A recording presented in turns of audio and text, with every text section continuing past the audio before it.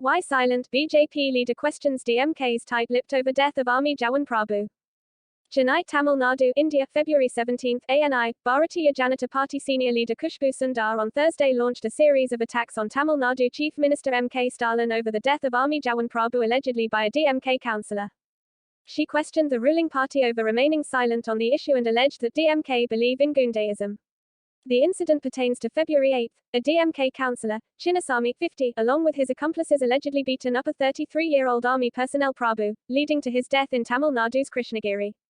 According to police, the deceased had an argument with Chinnasamy over washing clothes at a water tank near the victim's house in the Pokampally area. The brawl escalated to an extent that the DMK councillor along with 9 persons allegedly attacked the victim Prabhu, and his brother, Prabhakaran later that day. Based on Prabhakaran's complaint, Krishnagiri police on Wednesday arrested the main accused Chinnasamy and 9 others including Chinnasamy's son Rajapandi. Condemning the incident, the BJP leader said that such incidents are not acceptable. Everyone in DMK including Chief Minister M.K. Stalin and even the DMK councillor, who is responsible for the death of Lansnake Prabhu, sleep well peacefully at night because we have brave soldiers like Lansnake Prabhu at the borders, safeguarding us, she said, adding that beating them up to an extent where we lose them is something which is not acceptable. Questioning the silence of DMK leaders and police, she said, the police were quiet for a week, and to date despite losing the brave soldier, the CM as well as nobody from DMK has spoken about it. Only when BJP took up the issue and raised its voice, the police came forward and gave a statement. What were they doing from last week? She added. Taking aim at the police, she said, on whose behest the police have been working. The police is an independent body and should work in the same way and not at the behest of the political party which rules the state, and it was clearly seen that the action was not taken as he was a DMK councillor. He had an upper hand and was supported, she added. Earlier, while speaking to ANI, Prabhu's brother Prabhakar alleged that his Prabhu was attacked with a steel rod and knife. I was beaten by 6 to 7 people. After that, my brother who died was beaten up by a steel rod and knife. He was in ICU for 6 days but eventually passed away, said Prabhakar. ANI. This report is auto-generated from ANI News Service. Theprint holds no responsibility for its content.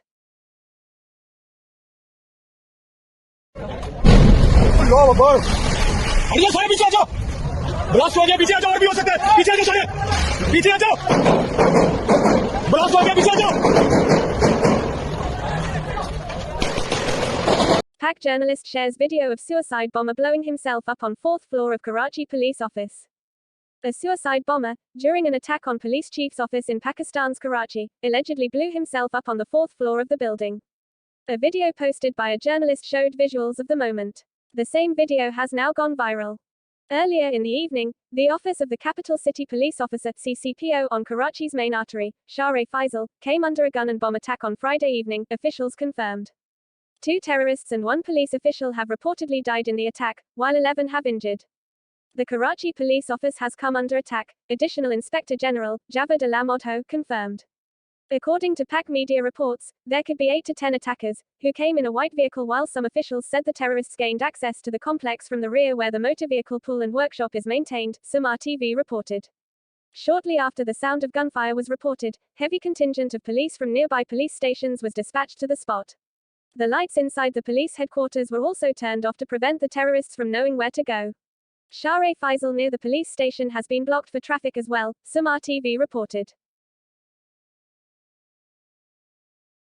Hansika Motwani addresses rumors that mother gave her hormonal injections to make her grow faster. On the latest episode of Hansika's Love Shadi drama, actor Hansika Motwani has addressed old rumors about her getting hormonal injections. In the second episode of the reality show, that documents Hansika's wedding with Sohail Katuria, the actor and her mother address the wild rumors. Also read, Hansika Motwani addresses getting blamed for breaking her husband's first marriage. Hansika began her career in acting as a child actor. She was seen in Shakalaka Boom Boom and then Koi Mil Gaya. However, many were surprised by how quickly she had grown over just a couple of years and made her acting debut in South film industry in lead roles, soon after. Many wondered if Hansika's mother was giving her hormonal injections to make her grow faster. On the show, Hansika addressed the same and said, "This is the expense of being a celebrity. They wrote such crap when I was 21, you know what I am talking about, if I could have taken it that time, I can take it this time. This time is nothing, everyone wrote I have taken injections to grow up." She added, "When I was 8, then I became an actress, people said that my mum has given me injections, hormonal injections to grow up as a woman. Her mother added, "If that is true, then I must be richer than Tata Birla. If that is true, then I would have said, Tum bhiaao, kar apni hadi badi karbao, you also come to me and help yourself grow taller." What I am surprised about is that people who write this, ung pas dimag naam ki cheez nahi hoti hai kya, don't they have common sense? We are Punjabi people, our daughters shoot up between the age of 12 and 16. On the first episode, Hansika and Sohail also addressed the controversy around their wedding. It was revealed on gossip accounts on social media that Hansika's to-be husband Sohail was earlier married to her friend. Many even blamed Hansika for breaking apart Sohail's home. Just because I knew the person at that time doesn't mean it was my fault. I have nothing to do with this. Because I am a public figure, it was very easy for people to point at me and make me the villain. This was a price I pay for being a celebrity, Hansika said in the first episode. 5-day-old infant operated on to correct rare skull defect in Mumbai hospital. Mumbai. An infant boy, born with a rare skull defect, was successfully operated on, when 5 days old, to repair his skull and scalp at a Mumbai hospital, doctors said on Thursday. The child was born Afreen Khan and Sanola Khan, hailing from Tamil Nadu, in a private nursing home in Andheri East last December, but their joy was short-lived as the infant was found to suffer from aplasia cutis congenita, where the baby's scalp skin and skull bones were not fully developed in the central area of the head, leaving the underlying areas of the brain and its covering visible. To correct this, he had to undergo a challenging scalp rotation and advancement flaps when he was barely 100 hours old. The infant was brought to the Bai Wadia Hospital in early January and admitted to the neonatal ICU, under the care of Dr. Nilesh Satbai, the hospital's consultant plastic and reconstructive surgeon. The team assessed him in detail, took all emergency resuscitative measures, and the plans were made by the neurosurgery and plastic surgery teams for the further treatment. This baby boy was born with a very rare deformity, aplasia cutis congenita, and a large portion of the vital areas of the brain was left exposed. This is a very rare anomaly in which part of the scalp skin along with the skull bones is not developed, and the protective layers of the skull covering the brain are not formed, Dr. Satbai said. He said that depending on the severity and associated morbidities, the reported case fatality rate of the condition is 20 to 50%. In this child, the skin, soft tissue, and bones over the vertex of the skull were absent, the dura mater covering the brain was exposed, and the problem was identified immediately after birth. There is a high chance of infection or meningitis developing in such a situation. Also, the large blood vessels in the brain can get infected, or ruptured, leading to bleeding and complications. We operated on the child for 4 hours on the 5th day of his life, said Dr. Satbai. For this, the medical team elevated 2 large flaps from the remaining scalp of the child's head, carried out scalp rotation and advancement flap surgery to transpose and rotate the flaps across the midline to cover the entire skin defect and protect the dura mater and underlying brain.